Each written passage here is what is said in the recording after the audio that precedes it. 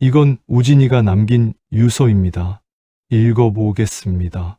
아버지, 저는 이게 제가 어머니께 할 수 있는 유일한 복수라고 생각합니다. 제가 죽으면 어머니의 모든 비밀이 드러날 겁니다. 우진아, 엄마가 미안해. 한 남자가 죽음으로 남긴 복수. 26년간 완벽하게 숨겨졌던 비밀이 한순간에 무너져 내립니다. 쌍둥이 중 한 명을 버리고 재벌가에 계획적으로 접근했던 여자. 그리고 모든 걸 알고도 침묵했던 남편. 과연 이 가족에게 남은 것은 무엇일까요? 그럼 오늘의 이야기 시작하겠습니다. 우진아, 죽으면 안 돼. 이렇게 죽으면 나는 어떻게 살라고? 지은호의 절규가 차가운 겨울 숲속에 메아리 쳤습니다. 하지만 그녀의 품에 안긴 한우진은 이미 차갑게 식어가고 있었어요. 눈을 감은 우진의 얼굴은 평온해 보였지만 은호는 알고 있었습니다. 이 평온함이 얼마나 깊은 절망 끝에 선택된 것인지를요. 불과 몇 시간 전까지만 해도 우진은 살아 있었습니다. 아니, 살아있긴 했지만 이미 죽음을 결심한 상태였죠. 그는 은호에게 마지막 메시지를 남겼었습니다. 은호야, 그 여자 말 절대 듣지 마. 내 간을 떼어줄 생각하지 마. 이게 내가 할 수 있는 유일한 복수야. 나는 그 여자의 도구로 살고 싶지 않아. 우진이 말한 그 여자는 바로 고성이, 그들의 친어머니였습니다. 26년 전 쌍둥이 남매 중 오빠인 우진만 데리고 가고 은호는 보육원에 버렸던 그 여자 말이에요. 그리고 26년이 지난 지금 고성이는 자신의 간 질환 치료를 위해 버렸던 딸 은호를 찾아왔고 아들 우진에게는 은호를 설득해서 간을 얻어오라고 강요했던 겁니다. 100억 원짜리 건물을 대가로 내걸면서요. 하지만 우진은 거부했습니다. 자신이 평생 겪어온 고통과 상처, 그리고 무엇보다 동생 은호가 겪어야 했을 26년간의 고통을 생각하면 도저히 어머니의 도구가 될 수 없었던 거예요. 그래서 그는 선택했습니다. 자신의 죽음으로 어머니에게 복수하기로요. 은호는 떨리는 손으로 119에 전화를 걸었습니다. 여보세요, 사람이 쓰러졌어요. 빨리 와주세요. 구급차가 도착했고 응급구조사들이 급하게 우진을 들것에 옮겼습니다. 은호는 구급차 안에서 우진의 손을 꼭 잡았어요. 오빠, 정신 차려. 나야, 은호야. 우리 이제 막 가족이 된 거잖아. 오빠가 내 친오빠인 거 알았잖아. 제발 눈 떠봐. 하지만 우진의 눈은 끝내 떠지지 않았습니다. 병원 응급실에서 의료진이 분주하게 움직였지만 이미 우진의 상태는 회복 불가능한 지경이었어요. 간 기능이 완전히 멈춘 상태에서 추운 곳에 오래 방치되었던 게 치명적이었던 겁니다. 의사가 무거운 표정으로 은호에게 다가왔습니다. 보호자분이시죠? 최선을 다했습니다만 환자분께서 오늘 오후 5시 32분에 운명하셨습니다. 진심으로 애도를 표합니다. 그 순간 은호의 세상이 무너져 내렸습니다. 다리에 힘이 풀려 그 자리에 주저앉은 은호는 참았던 감정을 더 이상 견딜 수 없었어요. 오빠, 왜 이래? 왜 나한테 말도 안 하고 혼자 이런 결정을 한 거야? 우리 이제 막 알게 됐잖아. 우리가 남매라는 거, 피를 나눈 가족이라는 거. 은호의 오열이 병원 복도를 가득 채웠습니다. 그 소리를 듣고 달려온 지혁이 은호를 꼭 안아주었어요. 울어, 은호야. 다 울어도 돼. 내가 여기 있어. 지혁은 은호의 등을 쓰다듬으며 함께 눈물을 흘렸습니다. 그도 우진과 가까워지기 시작했던 참이었거든요. 한편 이 시각 고성이는 자신의 서재에서 우진이 남긴 마지막 메시지를 확인하고 있었습니다. 이번 생에서 다시 볼 일 없을 겁니다. 이게 제가 어머니께 할 수 있는 최대의 복수예요. 메시지를 읽는 고성희의 얼굴에는 눈물 한 방울 없었습니다. 대신 그녀의 머릿속은 빠르게 계산기를 두드리고 있었어요. 우진이가 죽으면 진석이한테 뭐라고 말해야 하지? 미국에서 치료받다가 갑자기 사망했다고 해야겠어. 어차피 진석이는 우진이 존재 자체를 몰랐으니까 장례도 미국에서 조용히 치렀다고 하면 되겠지. 아들이 죽어가고 있는 이 순간에도 고성희의 최대 관심사는 자신이 26년간 완벽하게 쌓아올린 가면을 지키는 것이었습니다. 재벌가의 품이 있는 안주인, 자선재단에 존경받는 이사장, 그 모든 것이 아들 하나 때문에 무너질 수 있다는 공포가 그녀를 짓누르고 있었거든요. 고성희는 거울 앞에 섰습니다. 그리고 손가락으로 눈가를 비벼 충혈시키기 시작했어요. 슬픈 표정을 연습하듯이요. 울어야지. 아들이 죽었으니까 당연히 슬퍼하는 어머니를 연기해야 해. 이것이 한우진의 죽음을 맞이한 친어머니의 모습이었습니다. 26년간 쌓아온 거짓말을 지키기 위해 아들의 죽음조차 철저히 계산하는 여자의 모습 말이에요. 그때 고성희의 휴대폰이 울렸습니다. 병원에서 온 전화였어요. 고성희의 보호자님이시죠? 환자분께서 오늘 오후 5시 32분에 운명하셨습니다. 유가족분들께서 병원에 오셔야 할 것 같습니다. 고성희는 잠시 침묵했습니다. 그리고 감정 없는 목소리로 대답했어요. 알겠습니다. 지금 가겠습니다.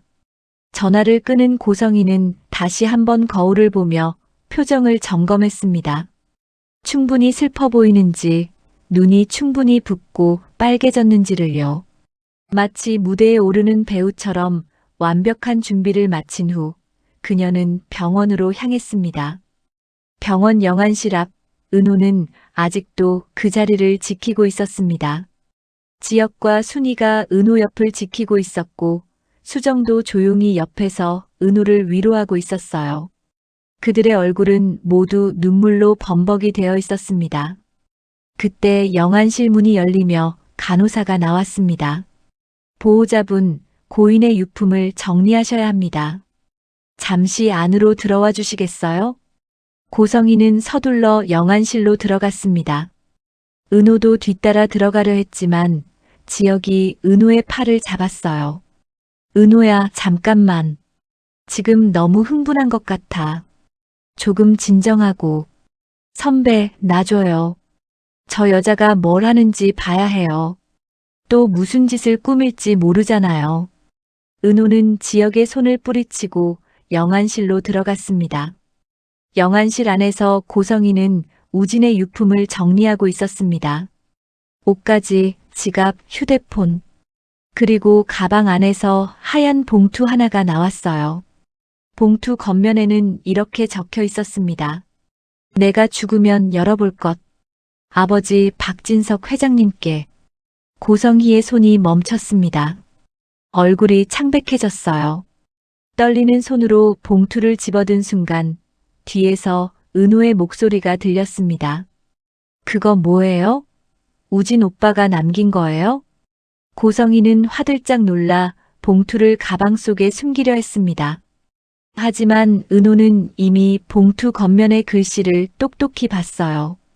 박진석 회장님께라고 써 있던데요. 그거 숨기면 안 될 것 같은데요. 고성희는 차갑게 말했습니다.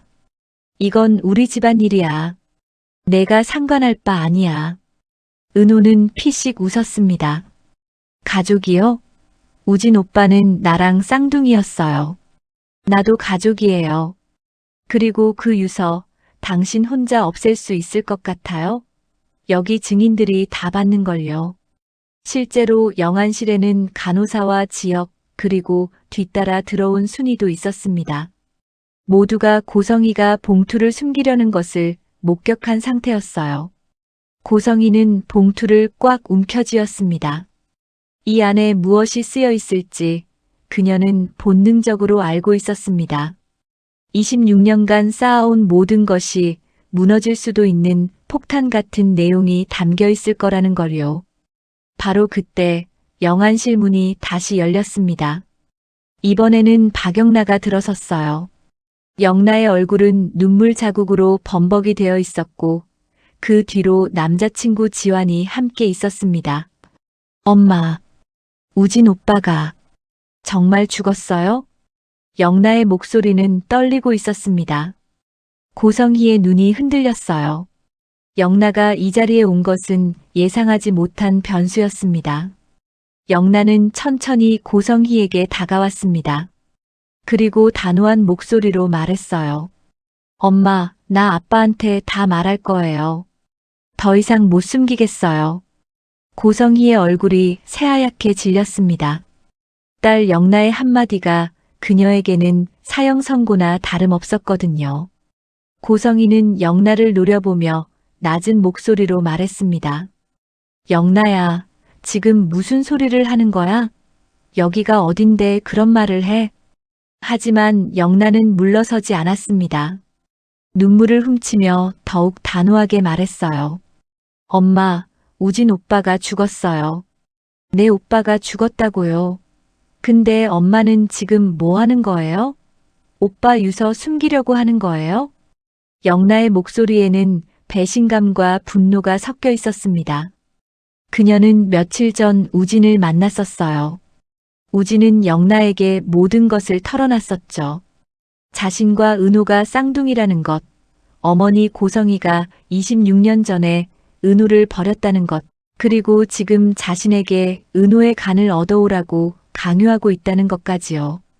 처음에 영나는 믿을 수 없었습니다.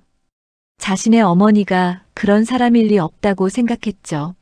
하지만 우진이 보여준 증거들, 그리고 우진의 진심 어린 눈빛을 보고 영나는 깨달았습니다. 이것이 진실이라는 것을요. 그리고 지금 우진이 죽었습니다.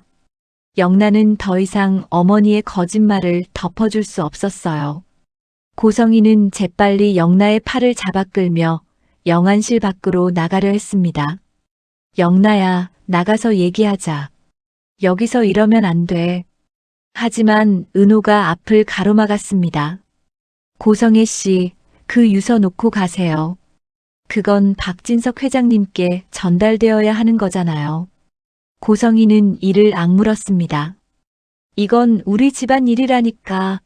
내가 상관할 바 아니라고. 은호는 차갑게 웃었습니다. 우진 오빠가 내 쌍둥이 오빠예요. 나도 당신 집안 사람이에요. 아, 맞다. 당신이 26년 전에 버린 딸이었죠. 영나가 충격받은 표정으로 은호를 바라봤습니다. 버린 딸이라니요. 그게 무슨 말이에요? 은호는 영나를 바라보며 천천히 말했습니다. 영나 씨, 나중에 다 알게 될 거예요. 당신 엄마가 어떤 사람인지요.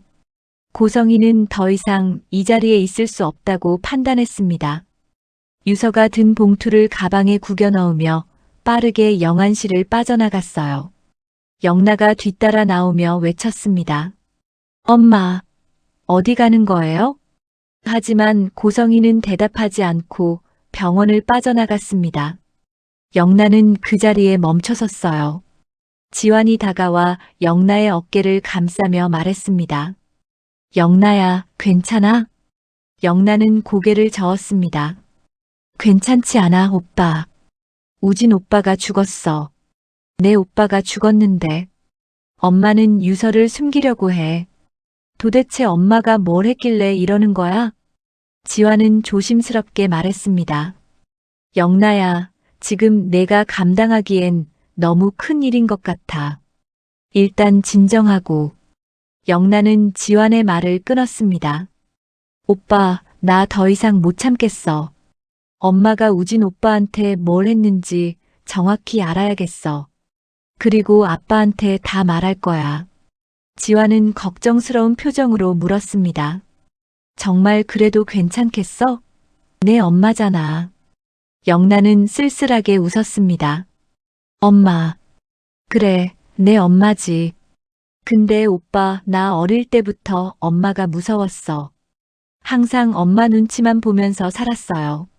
엄마가 시키는 대로 그림 그리고 엄마가 시키는 대로 선 보고. 근데 이건 아닌 것 같아. 우진 오빠가 죽었는데 엄마가 유서를 숨겨? 이건 정말 아니잖아. 지화는 영나의 손을 꼭 잡았습니다. 알았어. 내가 결심했으면 내가 도와줄게. 근데 섣부르게 움직이면 안 돼. 확실한 증거가 있어야 해. 영나는 고개를 끄덕이며 은호에게 다가갔습니다.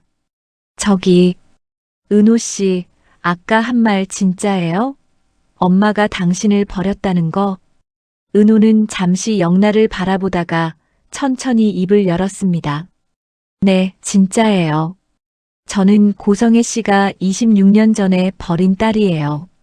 우진이랑 저랑 쌍둥이인데 고성애 씨는 우진 오빠만 데리고 가고 저는 보육원에 버렸어요. 영나는 충격으로 말을 잃었습니다. 한참을 멍하니 서 있다가 간신히 입을 열었어요. 그럼 은호 씨가 내 언니인 거예요? 은호는 씁쓸하게 웃었습니다. 혈연으로 따지면 그렇죠. 근데 저는 그 사람을 엄마로 인정한 적 없어요. 앞으로도 그럴 생각 없고요. 영나는 한참 동안 아무 말도 하지 못했습니다. 머릿속이 복잡했어요. 엄마가 쌍둥이 중 한 명을 버렸다는 것, 그 버려진 아이가 바로 눈앞에 있는 은호라는 것, 그리고 우진 오빠가 그 사실 때문에 죽음을 선택했을지도 모른다는 것. 영나는 결심을 굳혔습니다. 은호를 바라보며 단호하게 말했어요. 은호 씨, 아니, 언니, 나 아빠한테 다 말할 거예요. 엄마가 한 일 전부 다요. 은호는 영나를 바라보며 말했습니다. 영나 씨, 그거 쉬운 결정 아니에요. 당신 엄마잖아요. 영나는 고개를 저었습니다. 우진 오빠도 내 가족이었어요. 근데 오빠는 죽었어요. 엄마 때문에. 나 더 이상 엄마 편 못 들어요. 영나는 지환과 함께 병원을 나섰습니다. 차 안에서 영나는 창밖을 바라보며 말했어요. 오빠, 나 집에 안 갈 거야. 아빠 회사로 갈 거야.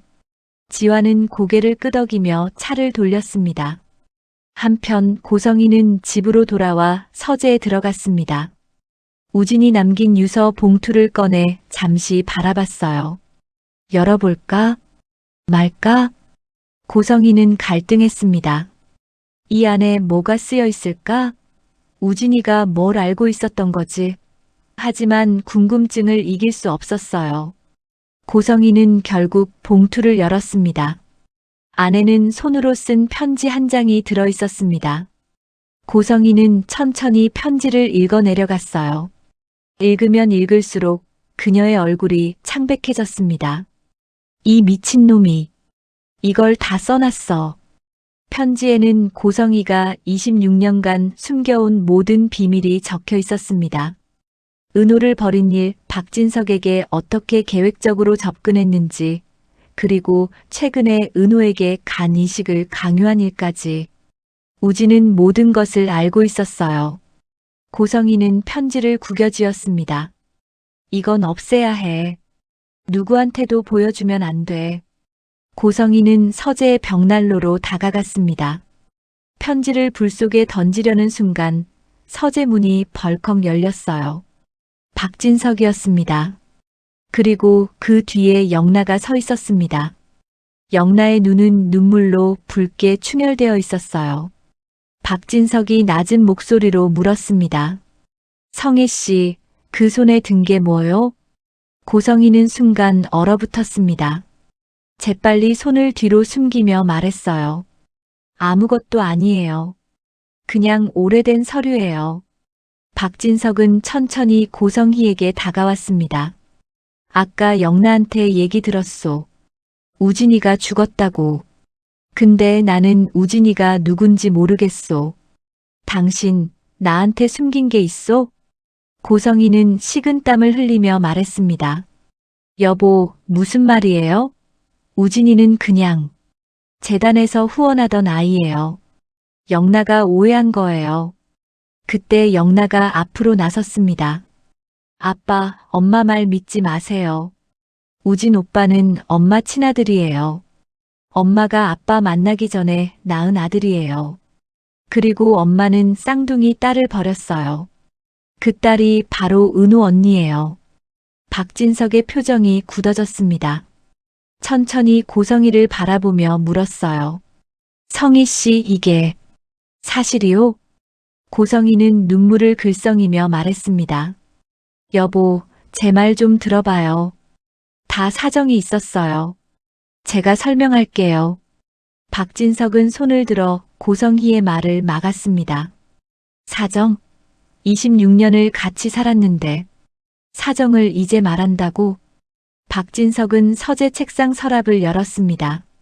그 안에서 낡은 서류 봉투 하나를 꺼냈어요. 고성희는 그 봉투를 보는 순간 심장이 멎는 듯 했습니다.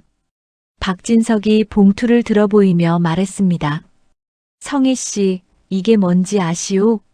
당신이 처음 나한테 접근했을 때부터 조사한 자료요. 나는 알고 있었소. 당신이 어떤 사람인지. 고성희는 다리에 힘이 풀려 그 자리에 주저앉았습니다. 여보, 그게 무슨... 박진석은 차갑게 말을 끊었습니다. 그런데 왜 가만히 있었냐고요? 당신이 어디까지 가나 보려고 했소. 근데 성희 씨, 이건 선을 넘었소. 사람이 죽었잖소. 당신 아들이. 영란은 아버지의 말에 충격을 받았습니다. 아빠도 알고 있었어요? 박진석은 쓸쓸하게 웃었습니다. 알고 있었지. 근데 확실한 증거가 없었어. 그리고 나도 이 정도일 줄은 몰랐어. 박진석은 고성희를 내려다보며 말했습니다. 손에 든 거 이리 줘요. 우진이가 남긴 거지. 고성희는 떨리는 손으로 구겨진 편지를 박진석에게 내밀었습니다. 박진석은 천천히 편지를 펼쳤어요. 그리고 읽기 시작했습니다. 편지를 읽어내려가는 박진석의 표정이 점점 굳어졌습니다. 분노와 배신감이 그의 얼굴에 역력했어요. 편지를 다 읽은 박진석은 한참 동안 말이 없었습니다. 그리고 천천히 입을 열었습니다. 성희 씨, 이 편지 내용이 다 사실이오? 고성희는 울먹이며 말했습니다. 여보, 제 말 좀 들어봐요. 다 이유가 있었어요. 박진석은 손을 들어 고성희의 말을 막았습니다. 됐소. 더 듣고 싶지 않소. 장례식장에서 보자고요. 거기서 모든 걸 밝힐 거요.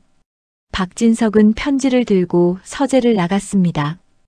영라도 아버지를 따라 나가며 고성희를 한번 돌아봤어요.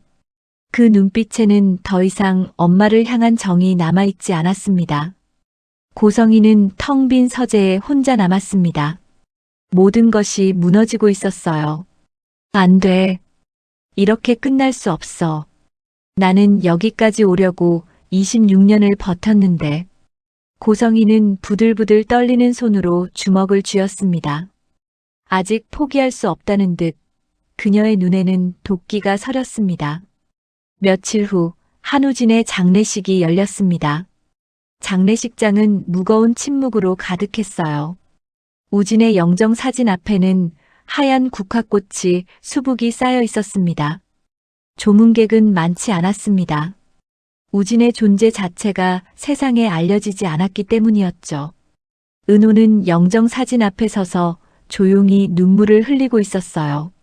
지혁이 옆에서 은호를 부축하고 있었습니다. 오빠, 미안해. 내가 늦게 알아서 미안해. 우리 더 많은 시간 함께 보낼 수 있었는데. 은호의 목소리는 떨리고 있었습니다. 순이도 은호 옆에 서서 딸의 등을 쓸어주며 함께 눈물을 흘렸어요. 은호야, 울어. 다 울어도 돼. 엄마가 여기 있어. 그때 장례식장 문이 열리며 고성희가 들어섰습니다. 검은 상복을 입고 선글라스를 낀 모습이었어요. 마치 완벽하게 슬픔을 연출한 듯한 차림새였습니다. 고성희는 영정 사진 앞으로 다가가 무릎을 꿇었습니다. 그리고 준비한 듯 울음을 터뜨렸어요. 우진아, 엄마야. 엄마가 왔어. 우리 아들, 엄마보다 먼저 가면 어떡해? 하지만 그 울음소리는 어딘가 공허했습니다. 진심이 담기지 않은 연기 같았어요. 은호는 고성희의 울음소리를 듣고 몸을 돌렸습니다. 차가운 눈빛으로 고성희를 바라보며 말했어요. 고성희 씨, 연기 그만하세요. 우진 오빠가 왜 죽었는지 여기 있는 사람들 다 알아요. 고성희는 울음을 멈추고 은호를 바라봤습니다. 은호야, 지금 장례식장이야. 이런 데서 그런 말 하는 거 아니야. 은호는 비웃음을 터뜨렸습니다. 장례식장이요? 당신 아들 장례식장 맞아요. 근데 당신은 우진 오빠가 죽었을 때 뭘 생각했어요? 어떻게 하면 박진석 회장님한테 들키지 않을까 그 생각했잖아요. 장례식장 안에 긴장감이 감돌았습니다. 조문객들이 웅성거리기 시작했어요. 그때 장례식장 문이 다시 열렸습니다. 박진석이 들어섰어요. 그 뒤로 영나와 성재가 따라 들어왔습니다. 박진석의 표정은 무겁고 단호했어요. 박진석은 천천히 고성희에게 다가갔습니다. 고성희는 얼른 눈물을 닦고 일어서며 말했어요. 여보, 왔어요? 우진이가 이렇게 됐어요. 너무 슬퍼요. 박진석은 고성희를 뚫어지게 바라봤습니다. 그리고 낮은 목소리로 말했어요. 성희 씨, 우리 26년 같이 살았소. 고성희는 눈물을 글썽이며 말했습니다. 그래요, 여보. 26년이나 함께 했잖아요. 제가 설명할 기회를 주세요. 박진석은 고개를 저었습니다. 아니, 설명은 필요 없소. 내가 다 알고 있으니까. 고성희의 눈이 흔들렸습니다. 뭘 알고 있다는 거예요? 박진석은 품에서 낡은 서류 봉투를 꺼냈습니다. 며칠 전 서재에서 꺼냈던 바로 그 봉투였어요. 26년 전 당신이 처음 나한테 접근했을 때부터 조사했소. 길에서 아이가 아프다고 차를 세웠지. 지나가는 차들마다 손을 흔들었는데 아무도 안 세워줬고 내가 세워줬지.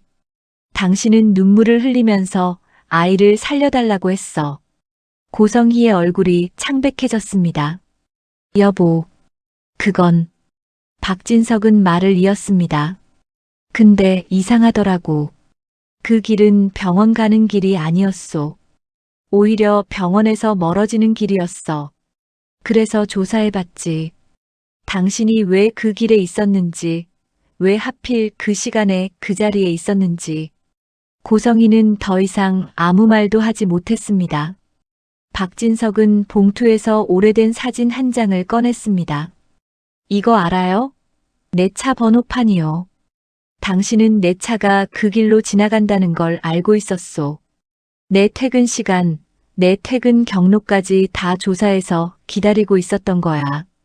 조문객들 사이에서 웅성거림이 커졌습니다.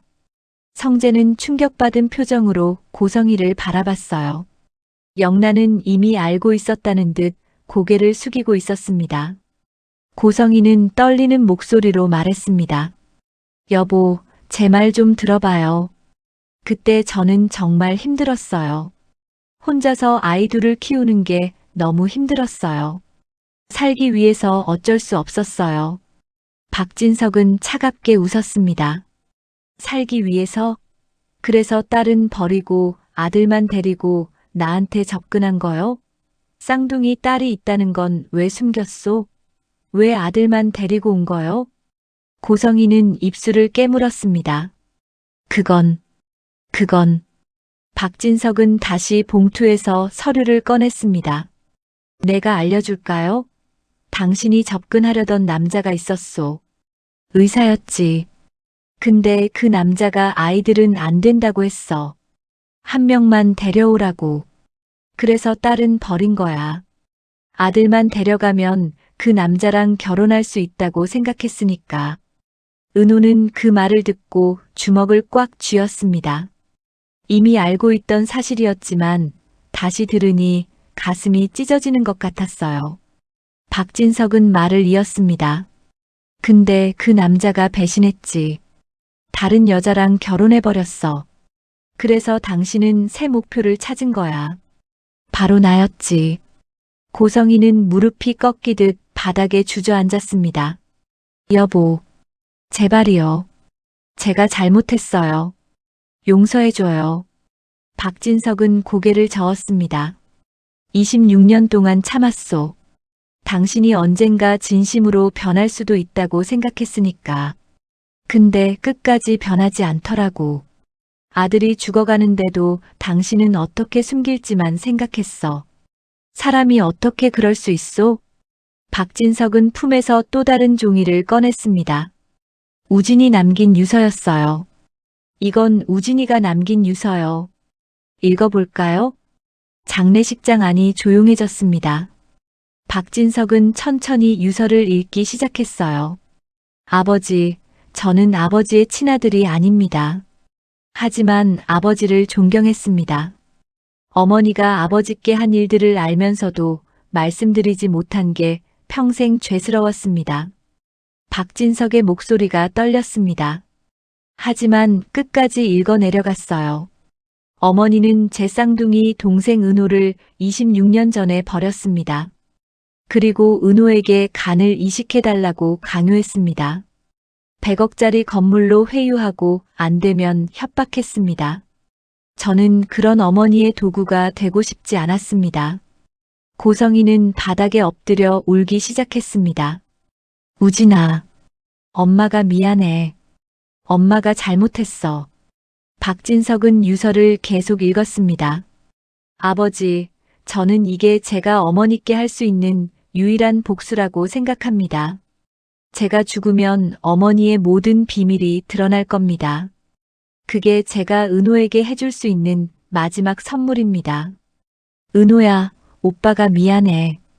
더 일찍 찾아가지 못해서. 행복하게 살아. 박진석은 유서를 접었습니다. 그리고 고성이를 내려다보며 말했어요. 성희 씨, 들었소? 당신 아들이 당신한테 복수하려고 죽었소. 당신이 그렇게 만든 거야. 고성이는 바닥에 엎드린 채 오열했습니다. 하지만 아무도 그녀를 위로하지 않았어요. 성재가 앞으로 나섰습니다. 그의 표정은 차가웠어요. 새어머니, 저도 할 말이 있습니다. 고성이는 고개를 들어 성재를 바라봤습니다. 성재는 담담하게 말했어요. 저 고등학교 때 새어머니가 저한테 한 일들 다 기억합니다. 아버지와 저 사이를 갈라놓으려고 했던 거, 학폭 당할 때 새 운동화 선물해서 더 맞게 만든 거, 다 알고 있었습니다. 고성이는 눈을 크게 떴습니다. 성재야, 그건 오해야. 새어머니가 언제? 성재는 말을 끊었습니다. 오해 아닙니다. 지혁이가 저 구해줬을 때 알았습니다. 새어머니가 의도적으로 저를 힘들게 만들었다는 거. 저도 26년 참았습니다. 이제 그만하겠습니다. 성재는 박진석을 바라보며 말했습니다. 아버지, 저는 새어머니랑 한 집에서 못 살겠습니다. 영나도 앞으로 나섰습니다. 눈물을 흘리면서도 단호한 목소리로 말했어요. 아빠, 나도요. 엄마랑 같이 못 살겠어요. 엄마가 우진 오빠한테 한 짓, 은호 언니한테 한 짓. 너무해요. 엄마는 우리를 다 도구로 생각했어요. 사랑한 적 없었어요. 고성이는 믿을 수 없다는 표정으로 영나를 바라봤습니다. 영나야, 엄마가 널 얼마나 사랑하는데, 엄마가 널 위해서 얼마나. 영나는 고개를 저었습니다. 날 위해서요? 엄마는 날 재벌가에 시집 보내려고만 했어요. 내가 뭘 좋아하는지, 뭘 하고 싶은지 한 번도 물어본 적 없어요. 엄마는 날 사랑한 게 아니라 이용한 거예요. 고성이는 완전히 무너졌습니다. 남편에게, 의부사들에게, 심지어 친딸에게까지 버림받은 것이었어요. 박진석은 마지막으로 말했습니다.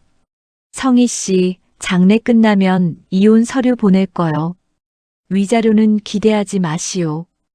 당신이 빼돌린 건물 등기 권리증 다 알고 있소.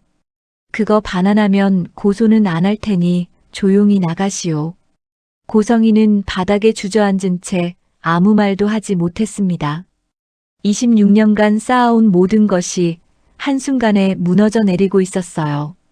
은호는 그 모습을 지켜보며 복잡한 감정을 느꼈습니다. 통쾌하기도 했지만 한편으로는 씁쓸했어요. 저 여자가 자신의 친어머니라는 사실이. 지혁이 은호의 손을 잡았습니다. 은호야, 괜찮아? 은호는 고개를 끄덕였습니다. 네, 선배. 괜찮아요. 우진 오빠가 해준 거예요. 오빠가 죽어서까지 날 지켜준 거예요. 은호는 다시 우진의 영정 사진을 바라봤습니다. 사진 속 우진은 환하게 웃고 있었어요. 오빠, 고마워. 이제 편하게 쉬어. 그때 장례식장 구석에서 고성이가 천천히 일어섰습니다. 그녀의 눈에는 더 이상 눈물이 없었어요. 대신 차갑고 독한 빛이 서려 있었습니다. 고성이는 중얼거렸습니다. 아직 안 끝났어. 나는 이렇게 끝날 사람이 아니야. 고성희의 눈빛이 은호에게 향했습니다. 그 눈빛에는 소름 끼치는 집념이 담겨 있었어요. 장례식장을 빠져나온 고성희는 비틀거리며 주차장으로 향했습니다. 머릿속이 하얗게 변해가고 있었어요. 26년간 공들여 쌓아온 모든 것이 단 하루 만에 무너져 내렸습니다. 차에 올라탄 고성희는 핸들을 꽉 움켜쥐었습니다. 손이 부들부들 떨렸어요.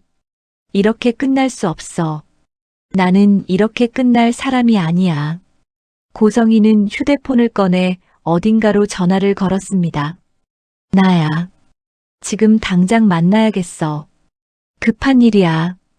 전화를 끄는 고성희의 눈에는 아직 꺼지지 않은 불꽃이 타오르고 있었습니다.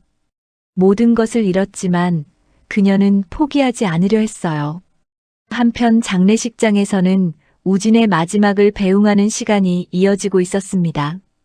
은호는 영정 사진 앞에 무릎을 꿇고 앉아 오랫동안 오빠의 얼굴을 바라봤어요. 오빠, 우리 너무 늦게 만났다. 그치? 26년이나 떨어져 살았는데 겨우 몇 달 알고 이렇게 헤어지네.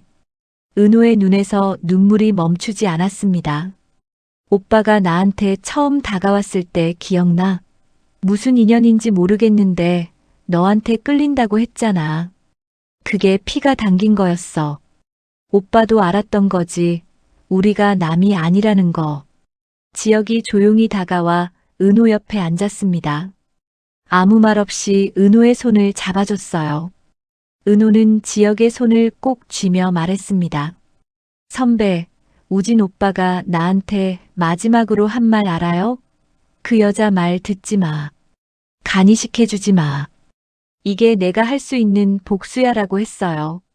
지혁은 고개를 끄덕였습니다. 우진 씨가 널 지키려고 한 거야. 마지막까지. 은호는 고개를 끄덕이며 눈물을 닦았습니다. 네, 알아요. 오빠가 죽어서까지 날 지켜줬어요. 그러니까 나도 잘 살아야죠. 오빠 목까지. 그때 순이가 다가왔습니다. 순이는 은호를 일으켜 세우며 말했어요. 은호야, 이제 그만 일어나자. 내가 쓰러지면 우진이도 걱정할 거야. 은호는 어머니를 바라보며 말했습니다. 엄마, 고마워요. 엄마가 날 키워줘서 정말 고마워요. 엄마 아니었으면 나 어떻게 됐을지 몰라요. 순이는 은호를 꼭 안아줬습니다. 무슨 소리야? 넌 내 딸인데. 낳은 정보다 기른 정이라고 했어.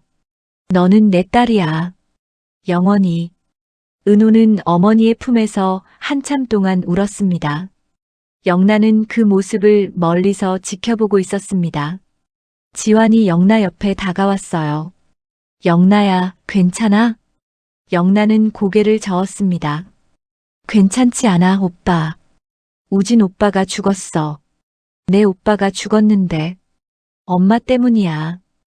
근데 그 엄마가 내 엄마야. 나 어떻게 해야 해? 지화는 영나의 어깨를 감싸며 말했습니다. 천천히 생각해.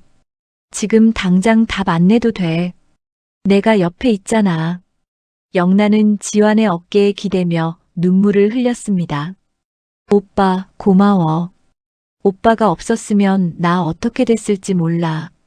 성재는 아버지 박진석 옆에 서 있었습니다. 박진석은 우진의 영정을 바라보며 말했어요. 성재야, 우진이를 내 아들로 생각한 적은 없었다. 하지만 이렇게 보내는 건 아니었어. 내가 더 일찍 알았으면 이런 일은 없었을 텐데. 성재는 아버지를 바라보며 말했습니다. 아버지 잘못 아닙니다.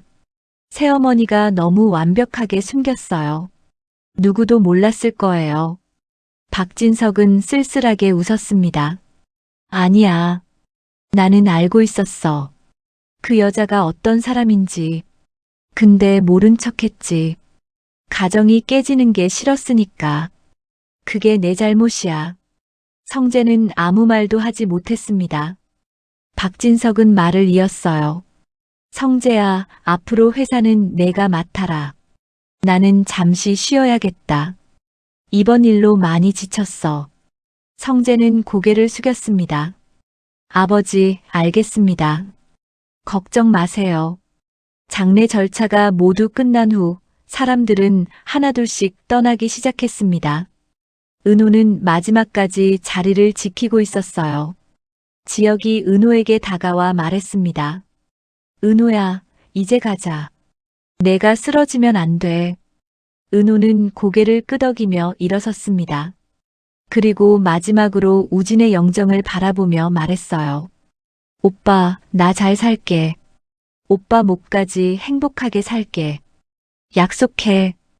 은호는 지역의 부축을 받으며 장례식장을 나섰습니다. 며칠 후 박진석은 기자회견을 열었습니다. 그 자리에서 박진석은 고성희와의 이혼 사실을 공식적으로 발표했어요. 저는 아내 고성애 씨와 협의 이혼을 결정했습니다. 자세한 사유는 가정사이므로 말씀드리기 어렵습니다. 다만 앞으로 고성애 씨는 저희 가족과 무관한 사람임을 알려드립니다. 기자들이 웅성거렸습니다. 26년간 함께한 아내와의 갑작스러운 이혼 발표에 모두가 놀라워했어요. 기자 한 명이 질문했습니다. 회장님, 이혼 사유가 무엇입니까? 혹시 외도나 재산 문제입니까? 박진석은 담담하게 대답했습니다. 말씀드렸듯이 가정사입니다. 더 이상의 질문은 받지 않겠습니다. 기자회견이 끝난 후 고성희의 몰락은 순식간에 퍼져나갔습니다. 그녀가 운영하던 가원재단 이사장직에서도 해임되었어요. 후원자들이 줄줄이 손을 뗐기 때문이었습니다. 고성희는 작은 원룸에 홀로 앉아 있었습니다. 화려했던 저택에서 쫓겨나 이제는 낡은 원룸이 그녀의 전부였어요. 어떻게 이렇게 됐지? 내가 26년을 바쳐서 만든 게 이거야? 고성희는 허탈하게 웃었습니다. 우진아, 내가 이긴 거야. 죽어서 나한테 복수한 거야. 고성희는 창밖을 바라봤습니다. 차가운 겨울바람이 창문 틈새로 스며들었어요. 근데 나는 아직 안 끝났어. 이대로 무너질 수 없어. 고성희는 휴대폰을 들었습니다. 하지만 전화할 곳이 없었어요. 모든 사람이 그녀를 떠났습니다. 남편도 아들도 딸도 심지어 돈으로 맺었던 인연들까지. 고성희는 휴대폰을 내려놨습니다. 그리고 천천히 일어나 거울 앞에 섰어요. 거울 속 자신의 모습은 초라했습니다. 한때 완벽했던 모습은 온데간데 없고 지치고 늙은 여자만 서 있었어요. 그래, 나는 다 잃었어. 근데 아직 하나 남았어. 고성희의 눈빛이 변했습니다. 지은호. 그년만 아니었으면 이렇게 안 됐어. 그년이 다 망쳐놓은 거야. 고성희는 주먹을 꽉 쥐었습니다. 이성을 잃은 그녀의 머릿속에는 오직 은호에 대한 원망만 가득했어요. 한편 은호는 지역의 사무실에서 일을 하고 있었습니다. 우진의 장례를 치르고 며칠이 지났지만 은호는 일에 집중하려 애쓰고 있었어요. 지역이 커피를 들고 다가왔습니다. 은호야, 커피 마셔. 좀 쉬어. 은호는 미소를 지으며 커피를 받았습니다. 선배, 고마워요. 선배가 옆에 있어서 버틸 수 있었어요. 지역은 은호를 바라보며 말했습니다. 은호야, 나 할 말이 있어. 은호는 지역을 바라봤습니다. 뭔데요? 지역은 잠시 망설이다가 입을 열었습니다. 너 좋아해. 아니, 사랑해. 이번 일 겪으면서 확실히 알았어. 난 너 없으면 안 돼. 은호의 눈이 커졌습니다. 지역은 말을 이었어요. 지금 당장 대답 안 해도 돼. 내가 힘든 거 알아. 근데 알아줬으면 해서. 내가 항상 내 옆에 있을 거라는 거. 은호는 한참 동안 지역을 바라봤습니다. 그리고 천천히 미소를 지었어요. 선배, 나도요. 나도 선배 좋아해요. 우리 예전에 깨진 그릇이라고 했잖아요. 근데 이제는 새로 시작해도 될 것 같아요. 지역은 은호의 손을 꼭 잡았습니다. 고마워, 은호야. 내가 잘할게. 두 사람은 서로를 바라보며 미소 지었습니다. 그때 사무실 문이 벌컥 열렸습니다. 수정이 급하게 뛰어들어왔어요. 은호야, 큰일 났어. 밖에 고성이가 와 있어. 은호와 지역은 동시에 일어섰습니다. 창밖을 내다보니 고성이가 건물 앞에 서 있었어요. 그녀의 손에는 뭔가 번쩍이는 것이 들려 있었습니다. 지역이 은호를 뒤로 밀며 말했습니다. 은호야, 여기 있어. 내가 나갈게. 은호는 고개를 저었습니다. 아니요, 선배. 나도 갈게요. 저 사람이 나한테 할 말이 있는 거잖아요. 두 사람은 함께 밖으로 나갔습니다. 고성이는 초라한 모습으로 서 있었어요. 머리는 헝클어져 있었고 눈은 충혈되어 있었습니다. 정상적인 상태가 아니었어요. 지은호, 드디어 나왔네. 고성희의 목소리는 차갑고 날카로웠습니다. 고성혜 씨, 여기서 뭐 하는 거예요? 은호는 담담하게 물었습니다. 고성희는 비웃음을 터뜨렸습니다. 뭐 하긴. 내 딸 보러 왔지. 너 때문에 모든 걸 잃었잖아. 근데 너는 멀쩡하네.